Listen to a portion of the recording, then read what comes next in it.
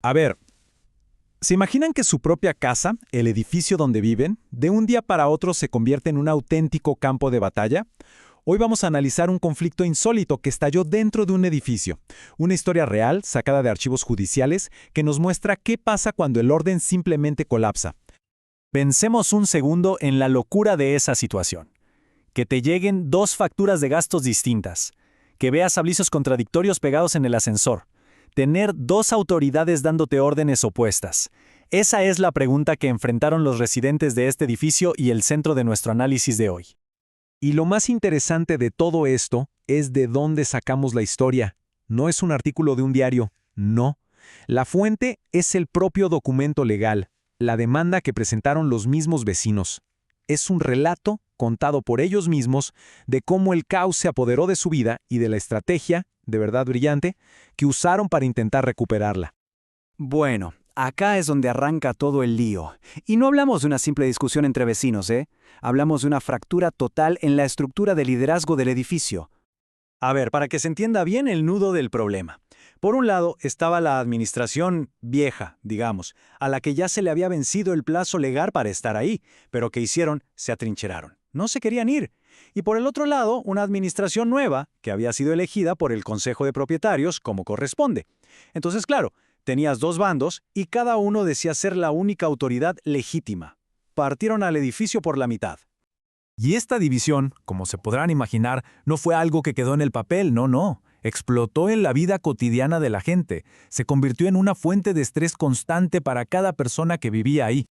Miren esta frase, que la sacamos textual de la demanda. Es increíblemente potente. Dice que estaban injustamente atrapados en un estadio sin fin, padeciendo la odisea de la doble administración. Fíjense en la palabra que usan, odisea. No dicen un problema o un inconveniente, no, una odisea. Eso da una idea del nivel de agotamiento, de la desesperación que sentían. Y ese caos se veía en cosas muy concretas. Por ejemplo, la incertidumbre de no saber a quién pagarle las expensas. Imagínense eso. O que las áreas comunes, como el hall o el ascensor, se volvieran un campo de batalla de carteles y volantes. El documento incluso habla de un clima de intimidación, con dos cuentas bancarias funcionando al mismo tiempo. Una verdadera pesadilla, tanto logística como emocional. Y ojo, esto es súper importante. Los vecinos no es que corrieron a la justicia al primer problema. Para nada. Intentaron de todo antes. Hablaron con las dos administraciones, fueron al consejo, hasta organizaron una mediación formal para ver si podían llegar a un acuerdo. ¿Pero qué pasó? Ese intento de diálogo, según el texto, terminó en una confrontación salvaje. O sea, la cosa se puso violenta. Y ahí quedó claro que ya no se podía hablar.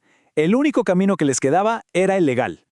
Entonces, ya sin más opciones, acorralados, los abogados de los vecinos armaron una estrategia legal súper metódica, muy inteligente.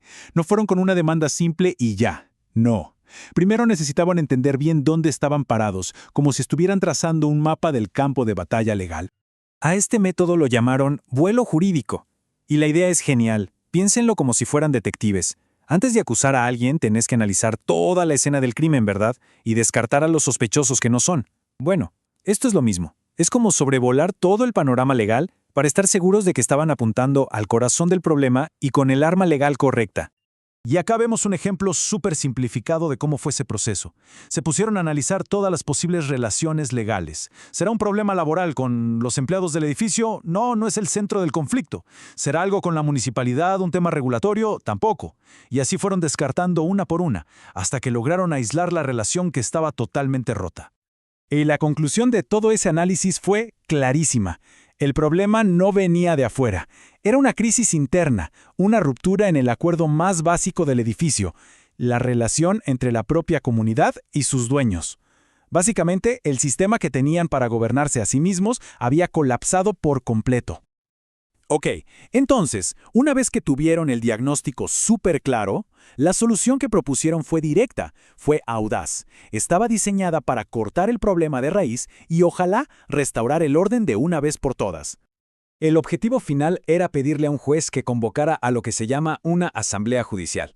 Y esto, no es la típica reunión de consorcio, para nada. Es una asamblea ordenada y supervisada por un tribunal.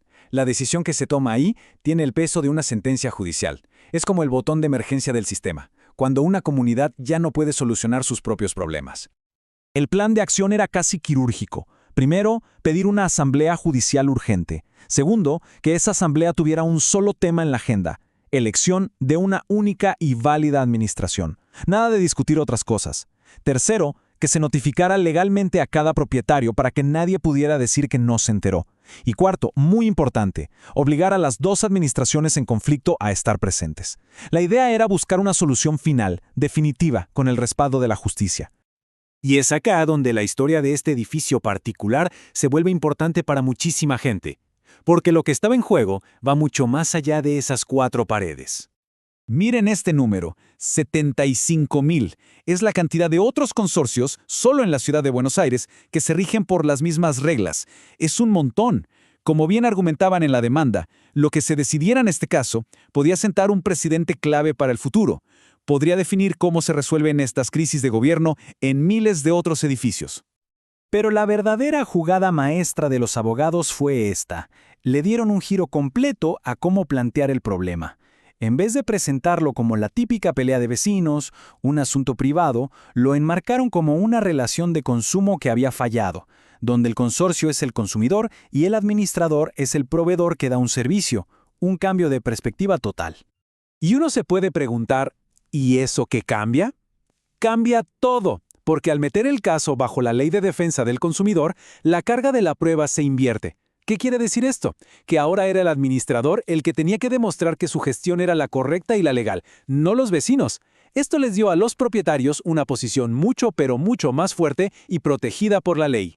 Al final, esta historia nos deja pensando en algo que va más allá de lo legal, ¿no? Nos hace reflexionar sobre lo frágiles que pueden ser a veces los acuerdos de convivencia y sobre qué herramientas, a veces extremas, hacen falta para reconstruir el orden y la confianza cuando parece que ya todo se rompió.